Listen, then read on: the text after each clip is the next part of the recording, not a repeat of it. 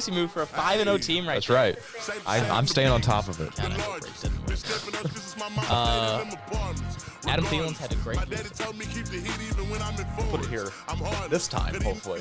We tried to do it last time. Now recording on my phone. Sal commented on our Instagram post. Do this to yourself.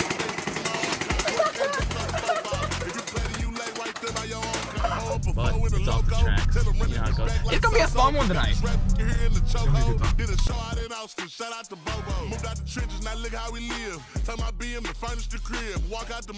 It's off the tracks. Jet. It's Rafe. We are back. We are. Oh, boy. Oh boy.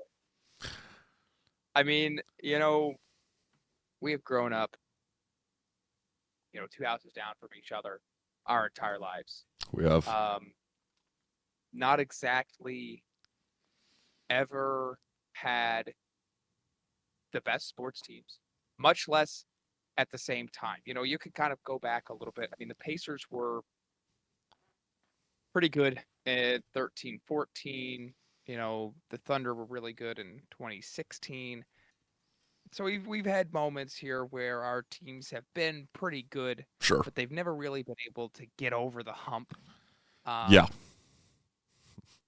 And now all of a sudden, kind of out of nowhere here, the Indiana Pacers, who I have grown up as always a fan of, will take on the Oklahoma City Thunder, a team that you have grown up liking your entire life.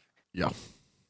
I mean, wow. You know, we've been questioned by, you know, well, are you guys going to talk to each other for the next 2 weeks? You know, I mean, Yeah. it's a really weird time right now. Uncharted territory. Never had any experience like this before.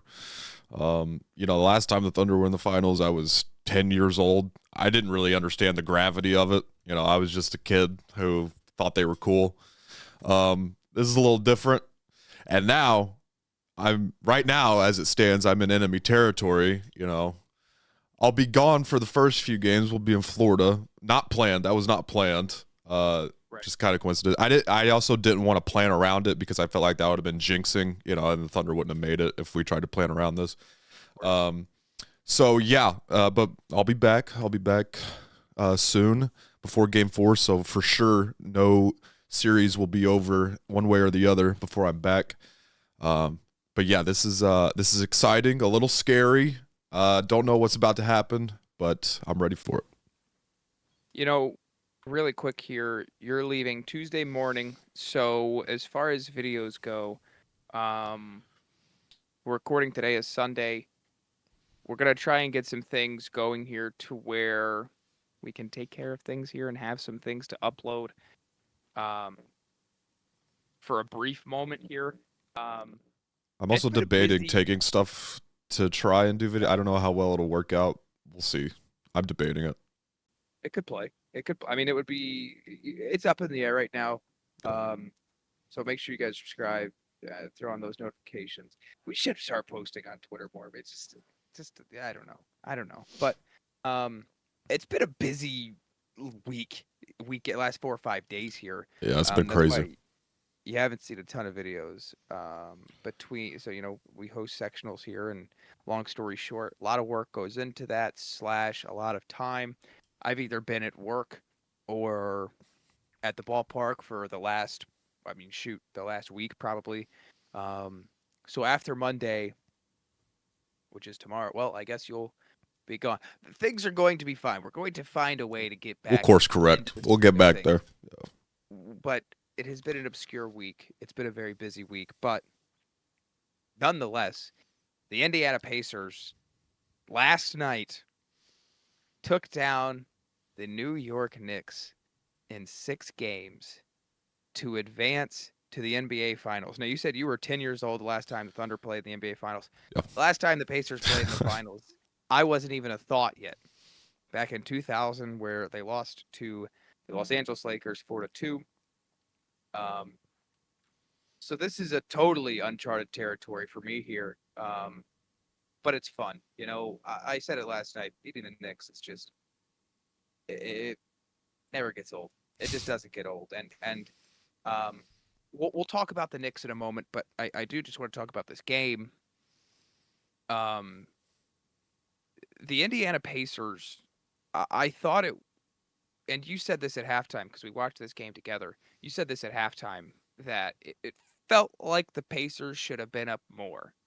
And whichever way you want to look at that is, well, Pacers are playing pretty rough right now, but they're still up four at the half. Or you could look at it as the Knicks are not playing their best basketball right now, and the Pacers are only up four.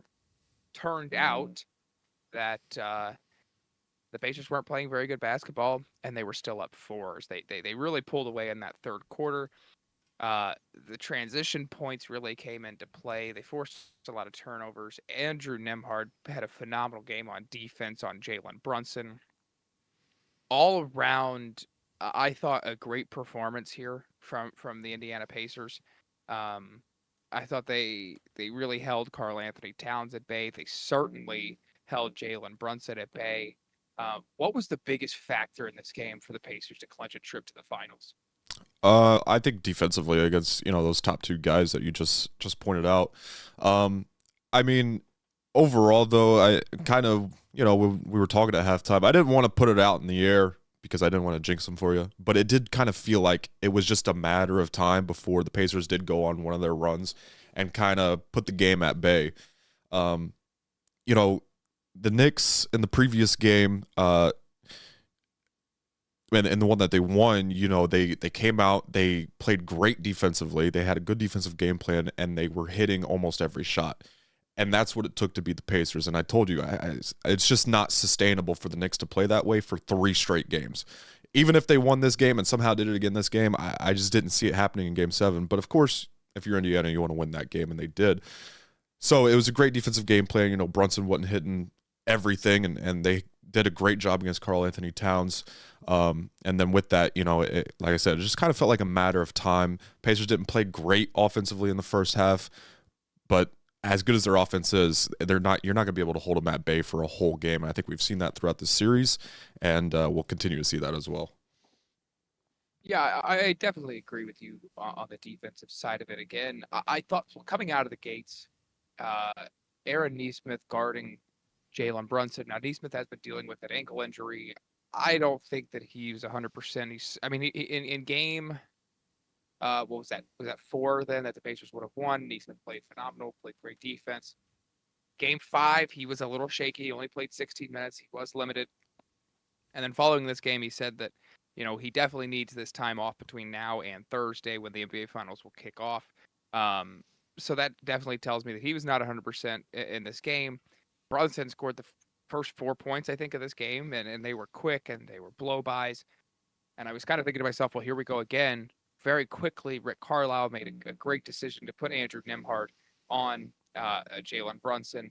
And, I mean, it kind of went unnoticed in the 5 games prior to this, but Nemhard, who had struggled with guarding Brunson, and it wasn't his best defensive series, but he played great defense when he needed to on Brunson during the series. Certainly in Game 6, Brunson, he finished with 19 points. He was 8 of 18 from the field. He only hit 2 threes in 7 attempts. He went to the free throw line twice, which I thought that was one of the differences is you see Brunson start getting to the free throw line and slowing the game down, and that's when things go south for the Pacers, is when they get out of their rhythm. But that didn't really happen. Karl Anthony Towns shot a good amount of free throws in this game. He shot 10, but other than that the Pacers were really able to play their game. And it was a big reason as to why Pascal Siakam got involved and had his third 30-point game of the series. We'll talk about Siakam in a moment. That fourth quarter from Tyrese Halliburton, I kept saying during the game, go be a star. Go be a superstar. Go take this game. Go take this game over, bring it home, send your team to the finals. And he had not done that for the first 3 quarters of this game and the prior 4 quarters in Game 5. But at that fourth quarter, Tyrese Halliburton switched it up, and he played the exact kind of basketball that the Pacers are going to need from him, and they have needed from him in order to win games. And he finished with 21 points. He was plus 24 in the game. 13 assists, 3 steals, which I was one of the biggest parts of this win, was the Pacers defense. Tell me what you were kind of thinking watching Tyrese Halliburton. You could say the game was kind of closed out in that third quarter. But Tyrese Halliburton in that fourth quarter really shut the Knicks down, put away all hope, inserted the dagger. What was going through your mind watching that? Yeah, it was. I think that's kind of the scariest form of Halliburton is whenever he is attacking. Like, yeah, everybody knows his passing ability and he'll find open guys. But whenever you can couple that with him getting downhill and scoring in the paint, we know his 3-point shot is very deadly as well. But he's getting in the lane. I mean, he shot the same floater 3 straight times. What was going through my mind is, are the Knicks going to do anything to try and stop this right now? Because it looked like they weren't. But I mean, credit to Halliburton, he kept taking what they were giving him, and I think that's huge for not just Halliburton but the Pacers, is him being aggressive. You don't have to switch up entirely how you play, and we've talked about this on here also. You don't have to switch up entirely how you play, but just have a better balance of being aggressive because you can, and good things happen when you are, and also having that pass first mentality. And maybe, obviously, I'm sure he's considerate of that and working on that as much as he can, but just would like to see a better balance of that. I think the fourth quarter was a great balance of that. And yeah, he shut the door on him and really gave no chance for the Knicks to even think about a comeback, which in this series obviously is very important. Another big part of this was the Pacers bench, who has been very good all season long, but really from about, I mean the Knicks bench was really good in this series, a lot better than people thought they were going to be. Ultimately, the Pacers bench was too much. Obi Toppin comes in and played a great his best game of the series by far. I believe he was like, what, a 10 entering the series from beyond the arc. He went 2 for 4 in this game, finished with 18 points. And that was awesome for him to do that in a closeout game against his former team. But this was the Thomas Bryant game. I mean, and if you would have told me 24 hours ago that I'd be sitting here and saying that this was the Thomas Bryant game, I would have, I don't know what I would have said to you, but he comes in and he knocks down his first 3 threes. He finished with 11 points. He missed a dunk there late in the game that I really would have liked to have seen gone down, maybe for an optics purpose, but also it would have been a big momentum push if he was, really going. Thomas Bryant and it was either Siakam. I think it was Siakam after the game made a point to talk about Thomas Bryant, how he had lost his minutes to Tony Bradley, who was injured in Game 5. But he lost his minutes to Tony Bradley and still just a great bench guy and was really there for the team. But he was leading the way. I mean, he knocked down 3 big-time threes, and every time he shot him, my heart sunk every single time. I was getting 2016 Indiana flashbacks, but he played really well in this game. I thought there were from some really good minutes from this bench. I don't want to go too much into a finals preview just yet because we'll get to that later. But the Thunder also have a good bit of depth. And you're seeing teams are constructed in different ways, or at least they're going to be now after this season, with the CBA and with how the Pacers and Thunder have both performed this season. How crucial was it in this series when you've got that star power on the other side of the court with, Karl Anthony Towns, Jalen Brunson, Mikal Bridges, OG Anunoby? How important was it in this series for the Pacers to have that depth and to be able to rely on their bench? I mean, I think it was huge. I think it's a big difference in the series. Think about if the Knicks had a couple of guys. We know what their starters are. I mean, they can't play those 5 can't play every minute of the entire game.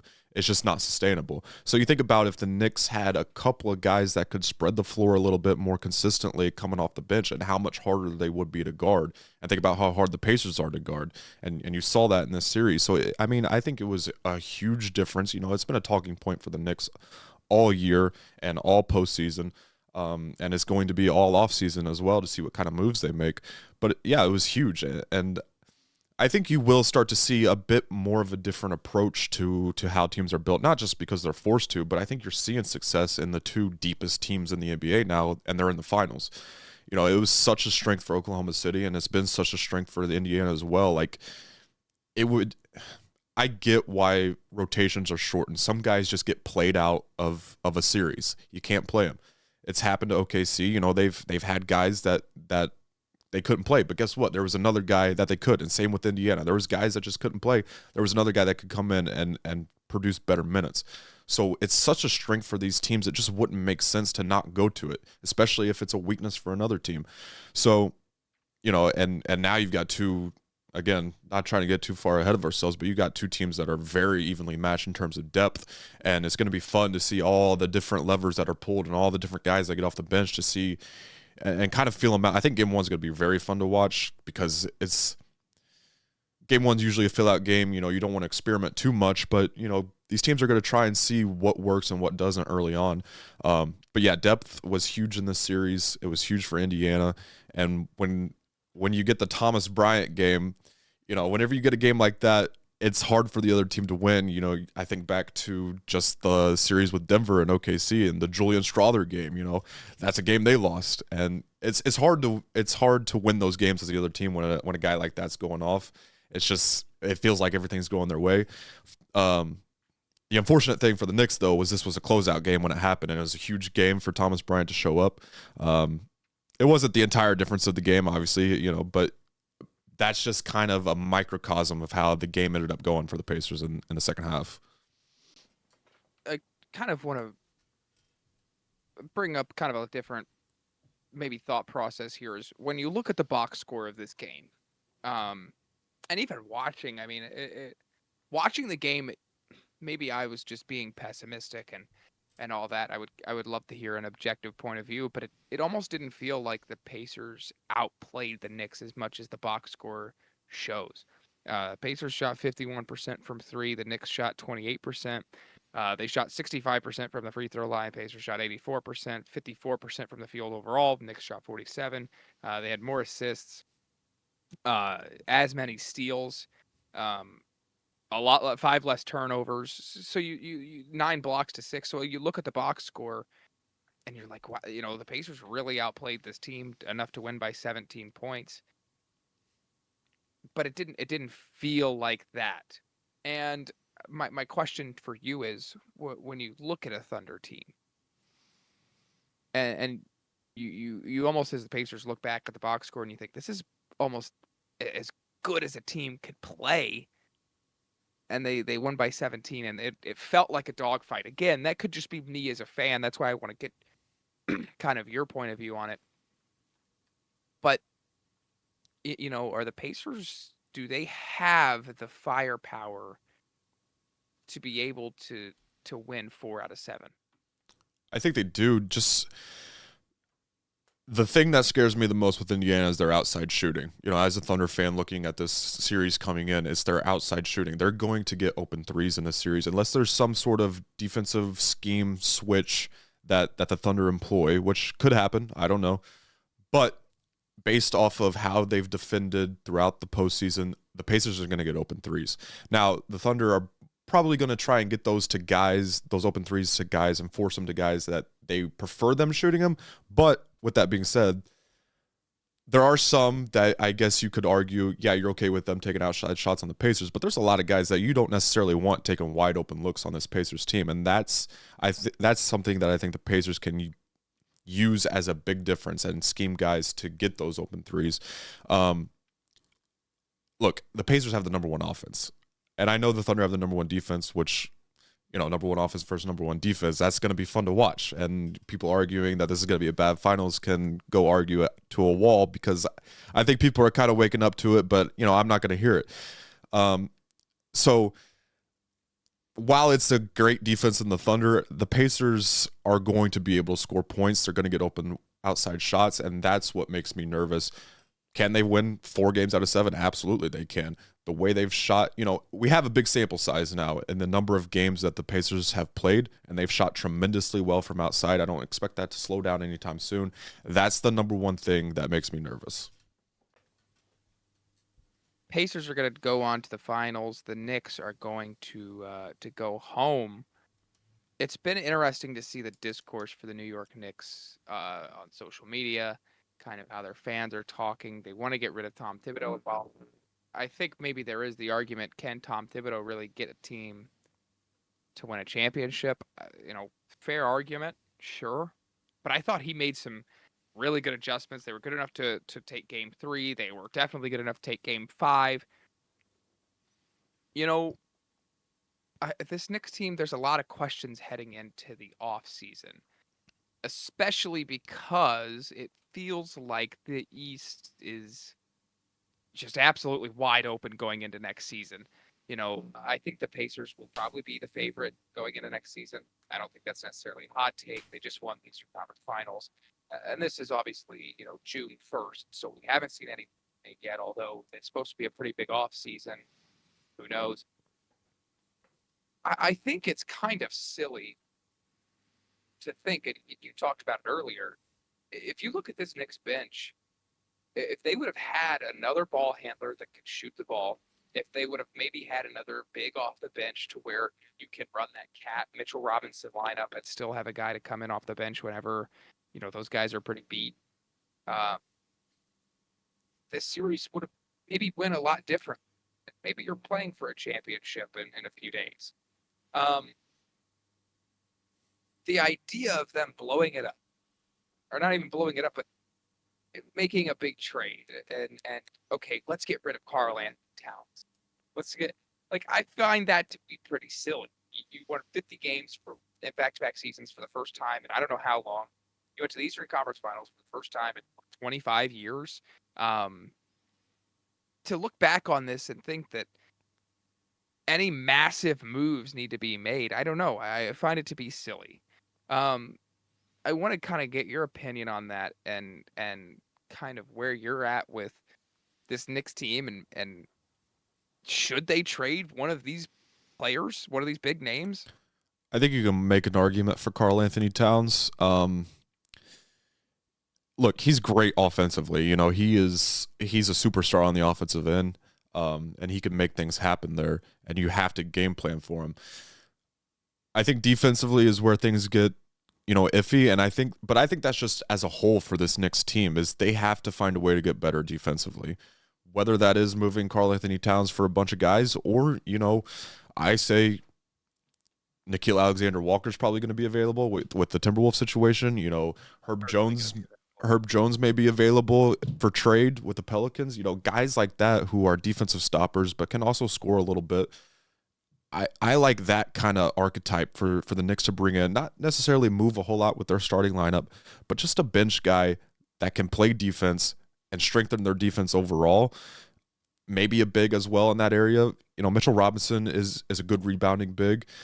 He's a good rim protector as well, but maybe somebody, like you said, to come off the bench that's a real defensive stopper in that center position. Maybe a couple small moves like that, I think, is more realistic for them. We'll see if they overreact a little bit and make a big move. If you can't get one of those guys, then yeah, I would say maybe look into possibly trading a Karl-Anthony Towns. I would say he's the odd man out if you're looking at, the stars or the big names for the Knicks that they could possibly move. But I would start with looking, to get a Nickeil Alexander-Walker type guy to come off the bench first, try and acquire a couple of those players, and then see what happens. But strengthen the defense, I think, is the number one priority for the Knicks in this offseason. That's where I'm at with this. You need to make moves to where DeLon Wright isn't coming in the game and taking clutch shots, when you need a big time 3. But it's moves like that. I don't think they should trade Karl-Anthony Towns. I will say this. I thought Karl-Anthony Towns was the best player for the Knicks in this series. I do believe that. Whenever he was on the floor and he had the ball in his hands, whenever he was taking outside shots, whenever he was getting downhill and going to the rim, it was worrisome as a Pacers fan. Brunson is a great player, don't get me wrong.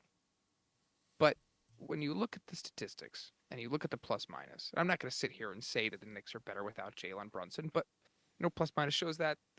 I don't think plus minus is the end all be all. I would like to stress that. But when you're looking at this roster,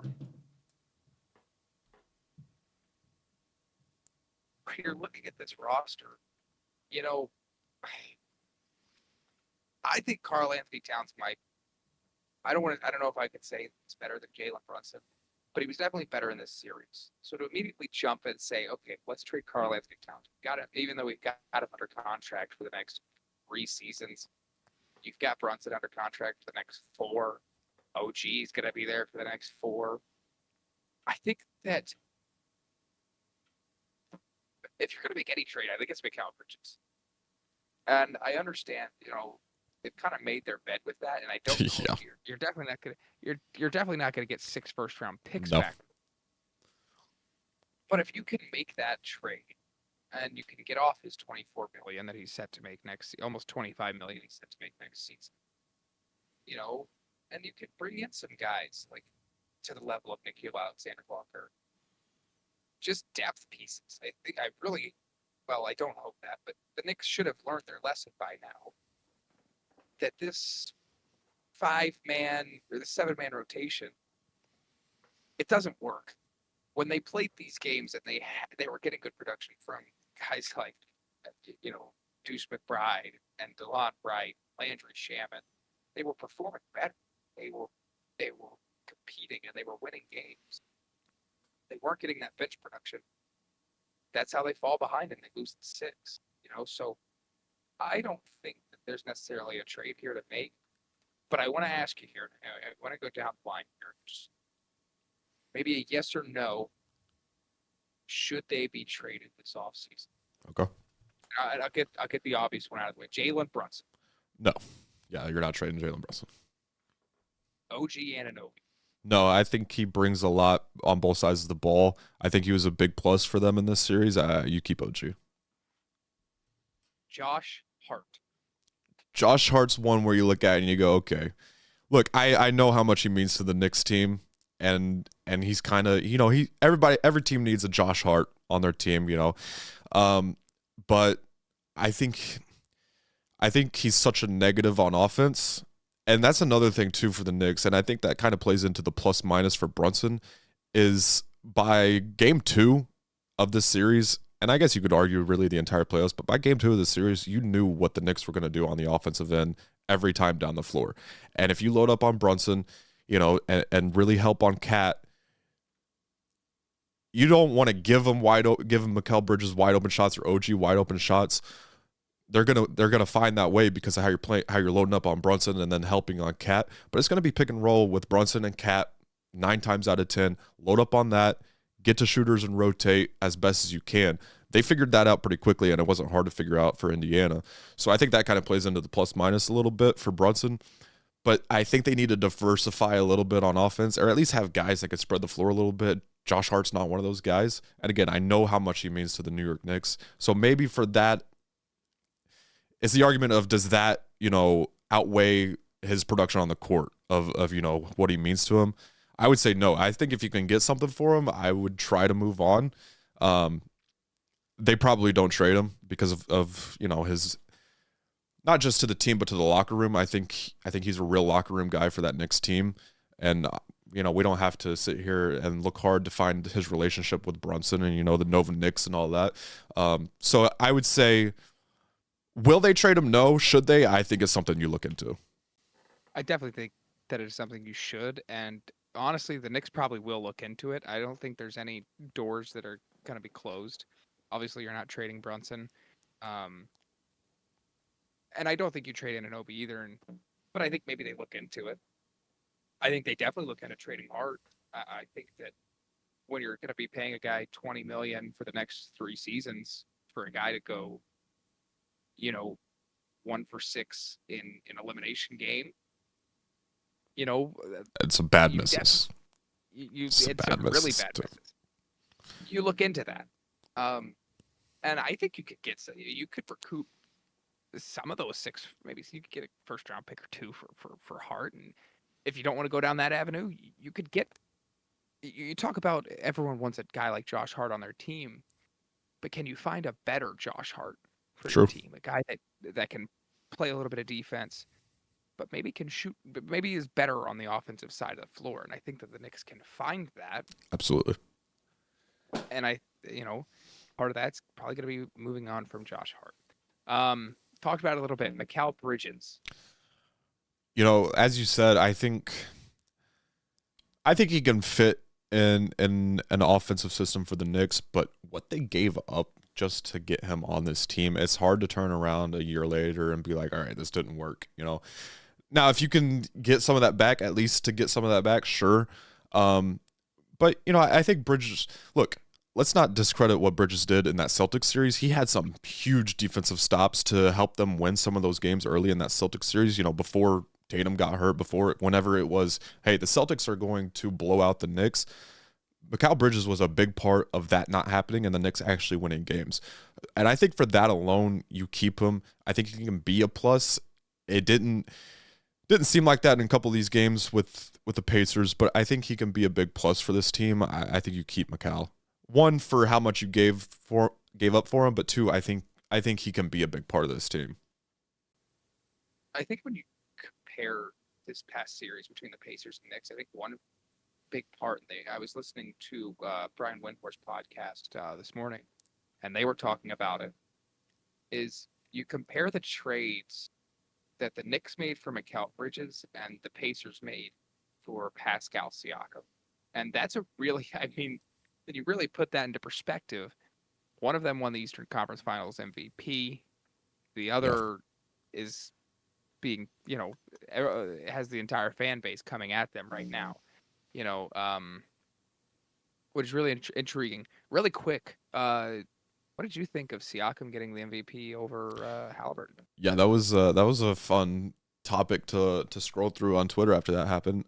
Look, in the back of my head, and you kind of talked about it too, before it was announced, it could be Siakam. In the back of my head, I was like, it could be Pascal Siakam. In last night's game, he kept them afloat in that first half. It was Pascal Siakam doing a lot of work, and remind me what game it was, but the huge game he had and basically won it for him. Game 2, scored 39. Yeah. That was almost all. Yeah, that was almost all Pascal Siakam. So, you can very easily make an argument for Pascal Siakam. Now, can you easily make a case for Halliburton? Absolutely, you can. He had a stat line literally nobody else has done ever. So I think it was pretty close. I saw the voting. There was some votes for Halliburton. I can't remember how close it was, but 5-4. Yeah. So I mean it may have seemed a little crazy to some, but I don't think it's that crazy. There's a case for both of them. At the end of the day, yeah, it's a cool individual accomplishment, but it doesn't matter that much. At least when it was that close, I don't think. Yeah. No, I think Siakam was definitely more consistent during the series. He had 3 30-point games. Halliburton completely disappeared in Game 5. And honestly, for the better part of Game 6. Now, he was very big in closing that game out. But, I kind of think that Siakam, really looking at it, I think Siakam maybe deserved it. But again, it was 5-4, so it could have gone either way. And again, it's not that important. So we'll get back to this Knicks. I just want to get your take on that. I forgot to ask you when we were talking about the Pacers. But I'll ask you here, Mitchell Robinson, do the New York Knicks explore a trade for him? And if they do, what could you even get for a guy like that? I don't, unless they bring in somebody that is similar to him. I think he's a big rebounder for them. He's kind of their rim protector right now. Unless you bring in somebody that replaces that for them, I think Mitchell Robinson again is a plus. You got the whole free throw, the hack-a-shack situation that teams deployed on him, but I think that should tell you how important he is. That they're trying to get him off the floor. Maybe he works on free throws this offseason, but other teams are trying to get him off the floor. I think you keep Mitchell Robinson. Yeah, I think if you trade Robinson, whoever you get for him, it would probably just be a lateral move anyways. Yeah. You're probably going to get a player of the same caliber unless maybe you can maybe sign someone or you make another trade with a player on your team and you can get a center or two that you find to be better. And you could trade Robinson for maybe a guard. That could be interesting. One more here. Kind of, I've heard some people discussing maybe Precious Achiuwa sign and trade. Do you think that that's something that could potentially happen here? I know it's kind of a minuscule move maybe, but just curious if you think that that's in the realm of possibility. I think it's probably the most realistic one of the bunch that we've talked about so far. Just because one, it's going to be so hard for teams to make moves as is. Two, there's going to be some teams that want to make a move, maybe teams that are close that can't go out and get the big free agents or can't really afford to bring some of the guys that are available in free agency. So a sign and trade, you're going to see a couple sign and trades more than likely this offseason. Precious Achua being one of those options. There may be a team, who goes, I like what he brings to the table. Maybe this is a guy that, coming off the bench can give us a little bit extra. I don't think he's necessarily a guy that pushes the team over the hump, but a team that's looking for a little bit of extra. I don't know who that would be. But I would say this is probably the most likely of the bunch that we've talked about. Well, I think we should get back to the East in a moment, but just looking at the Western Conference, and people talk about all the time how loaded the West is, and all the star players are over there, and now Cooper Flagg is presumably going to be over there as well. I mean, how many teams? I mean, the Utah Jazz, maybe, but every other team in the West probably thinks that they can win, that they can compete and be a top 5 seed in the Western Conference. So considering that, I think it kind of opens the door for a Mitchell Robinson trade, a Josh Hart trade, maybe even an OG Anunoby trade if you can get a decent enough return. I don't think, again, that happens. But if you could make a move for one of these guys like a Josh Hart or a Mitchell Robinson or Precious Achua sign and trade, and you can, at a Western Conference team that feels like they're a few pieces away from really getting to that next level, makes a move like that, you could definitely benefit from that. So I'll definitely be curious on that. But I don't know. I don't think that unless you're making a trade that you think makes you better, looking at the Eastern Conference next season, and again, the Pacers will probably be favored, but it's really wide open with Jason Tatum out next season. Who knows what's going on with the Giannis situation? I mean, Cleveland, seems like maybe they're going to explore a Darius Garland trade. It just, there are so many question marks in the Eastern Conference right now. It's completely and totally wide open. Why would you, I don't know why you would make a big trade like trading Karl Anthony Towns in this offseason. To me, that just doesn't make sense.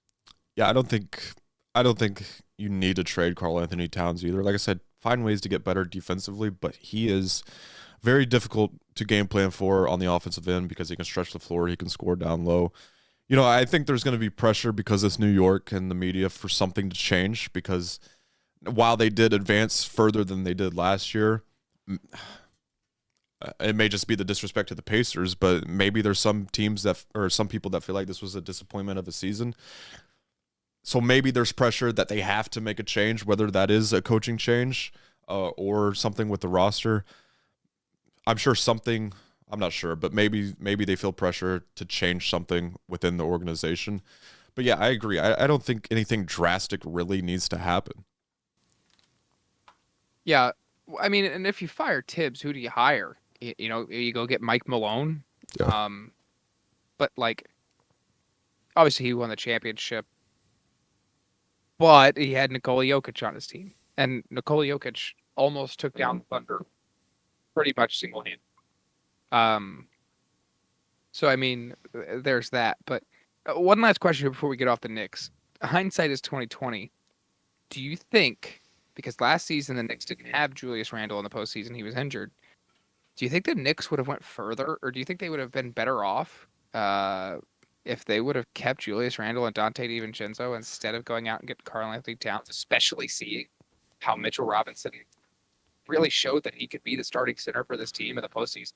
It's definitely hard to say now with how poorly the two of them, DiVincenzo and Randle, played in the last series against the Thunder. Now, part of that being they went up against a really good team.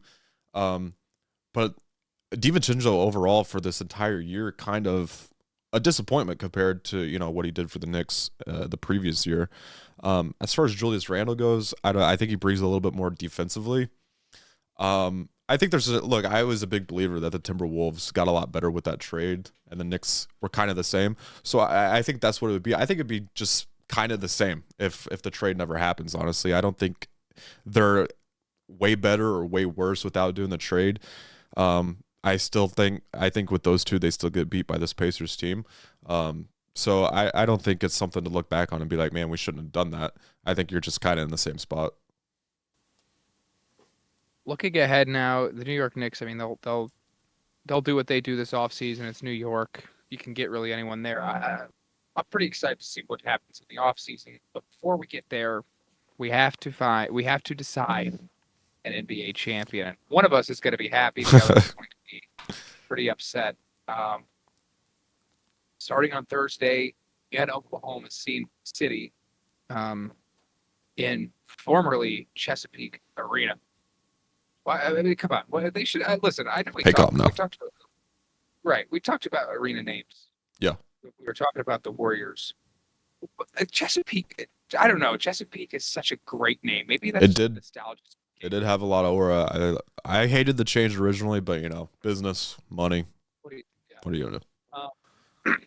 So maybe I'll just call it Chesapeake through the series, just because I think it's fun, and I love it. So the Pacers will go to Oklahoma City.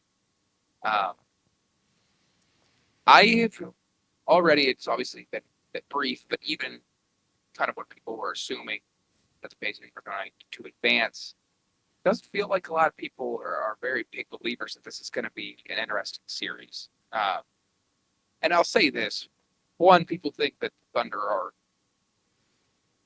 drastically better. They've won 80 games this postseason, so I don't think or this season overall, so I don't think that's a hot take or crazy thing to say.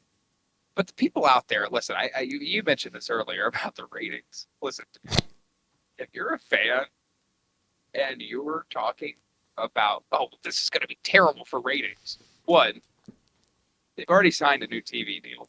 They're good. Doesn't matter. Two, why do you care?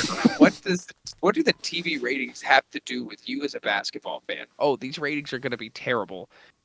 How is that what is that argument? That argument makes zero sense to me whatsoever.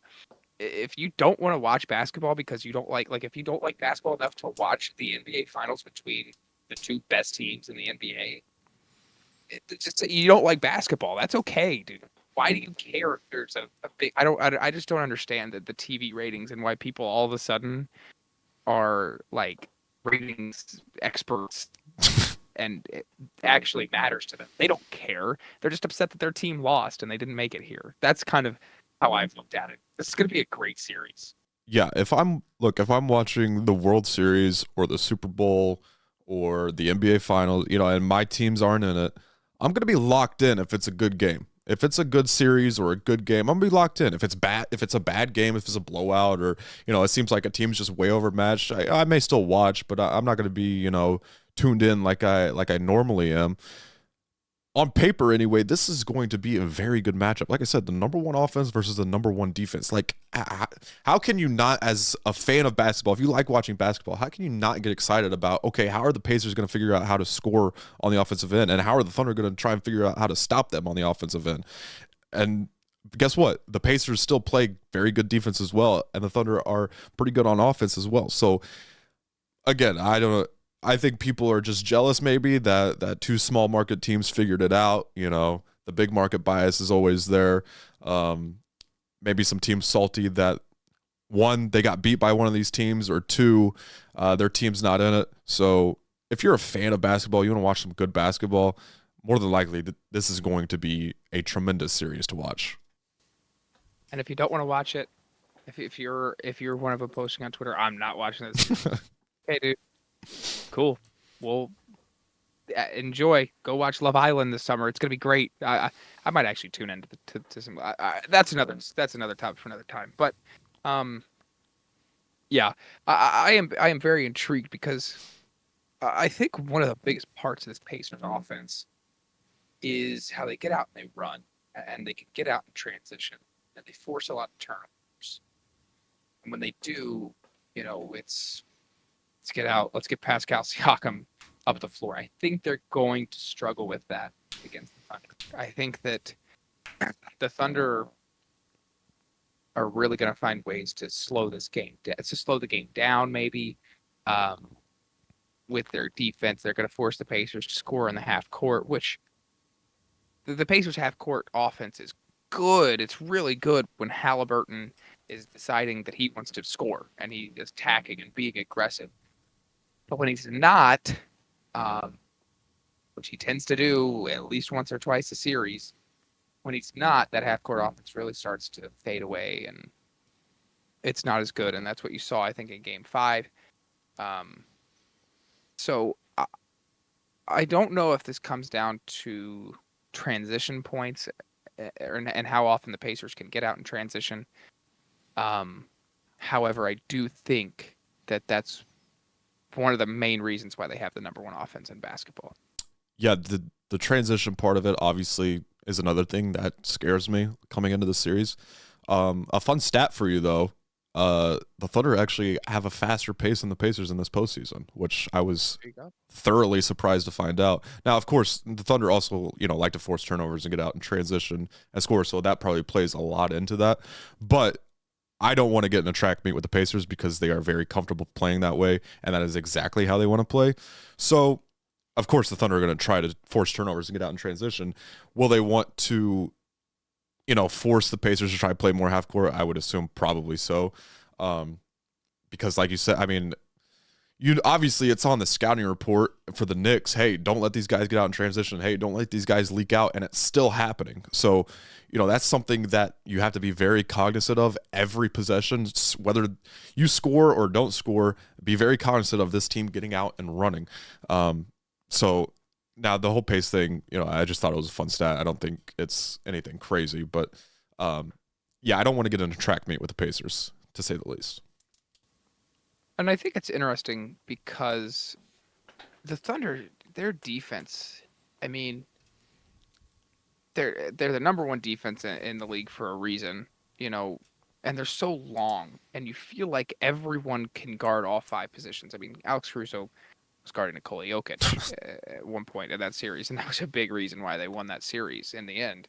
But that's one of the main reasons. And I was watching this morning some highlights from the Thunder Pacers regular season game, and just seeing the way that Thunder defense plays, and you see Shea help out of the short corner, and Nimhard trying to drive, and he just can't get anything going, and then he gets double teamed, and then it's a turnover, and the postseason is a little different than the regular season, but I'm curious to see how this is.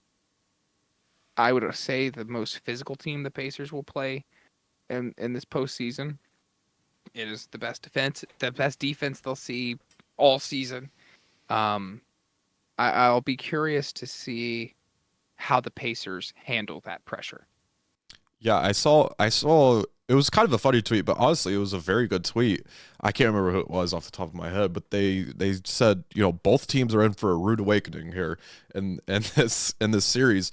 One, because I don't, like you said, I don't think the Pacers have played a defense like this yet. And the Thunder haven't played an offense like the Pacers yet.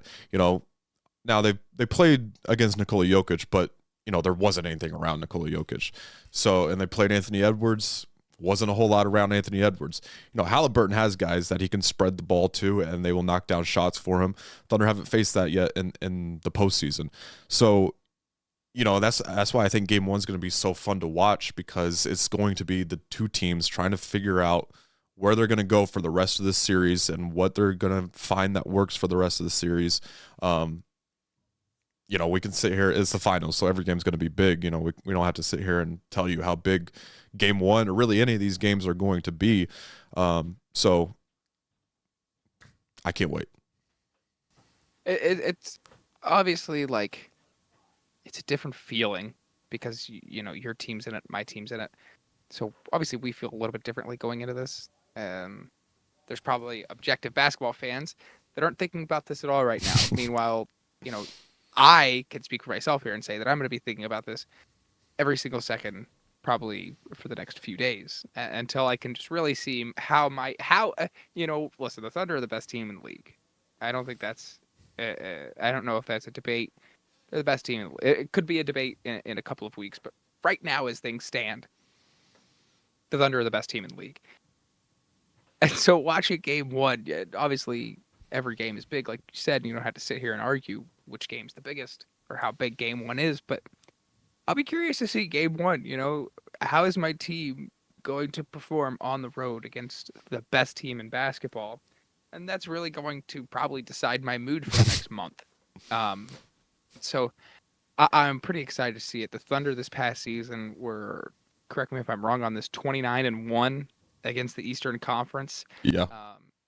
So one loss against the Cavs.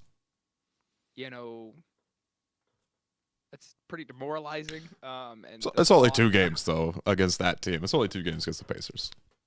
But the thought of they went 29-1 against the Eastern Conference and having to go win 4 of 7, where you got to win at least one of those games on the road.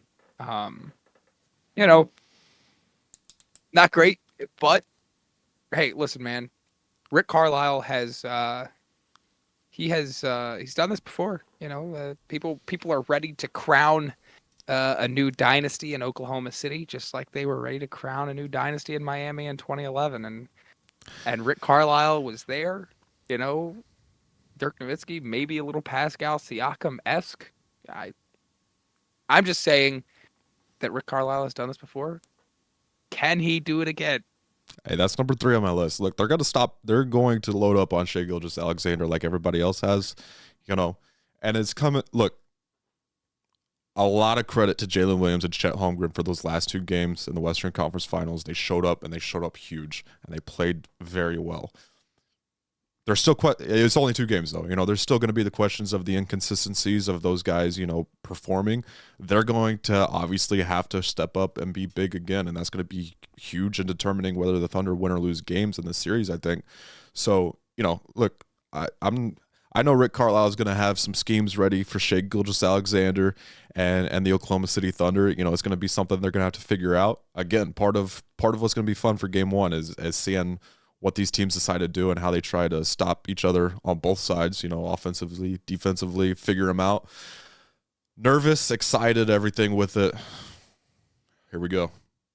Look, I've been Rick Carlisle's probably biggest critic over the last couple of seasons. So listen, if I'm curious to see how this series goes, but I'm pretty prepared. Well, I don't want to say that. I'll say that I'm close to sitting here and saying, you know what, Rick? I'm sorry, man. So let's see how the series goes. We got to do this. Yep. We got to do this. Yep. Give me your series prediction. Who wins and how many games? Well, of course I'm going to go OKC. I have to. How many games? Man, I think it's going to be. I know I've done it before, but truly, I think it's going to be pretty close.